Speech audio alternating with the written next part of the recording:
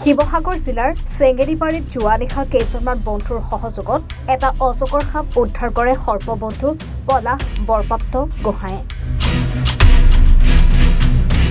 এঘৰ ব্যক্তিৰ বাৰী প্ৰত্যক্ষ কৰি এই অজগৰ সাপটো উদ্ধাৰ কৰিবলৈ সক্ষম হয়।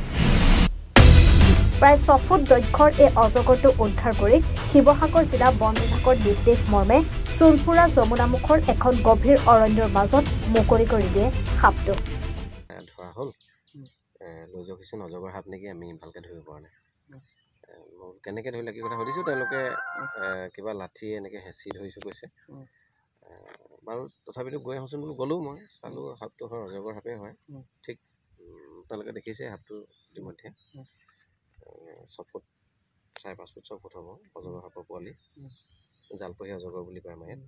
আৰু সেই সাপটো তেওঁলোকে ধৰি ৰাখিছিলে আৰু মই আনি এতিয়া ধৰক জংঘলত তাকে দিছোঁ। হয়, লগতে আৰু এটা কথা ক'ব বিচাৰিম যে যিহেতু সাপ বুলি ক'লে সকলো মানুহে আচলতে সচৰাচৰ আমি জানো যে কি বিষাক্ত সাপে যদি দংশন কৰে মানুহৰ তৎক্ষণাত মৃত্যু হয়।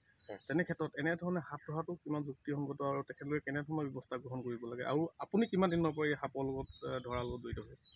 মই আগৰ নিউজতো এই কথাটো সুধিছিলে, মই কৈছোঁ এতিয়া যোৱা বছৰ কৈছিলোঁ মোৰ সাপ ধৰা 26 বছৰ হ'ল, এইবছৰ 27 বছৰ হ'ল।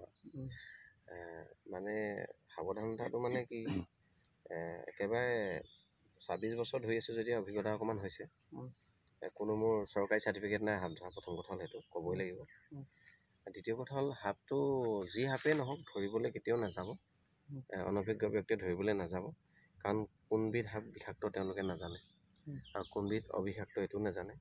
গতিকে চব সাপটো বিষাক্ত নহয়, চবেই জানে কথাটো।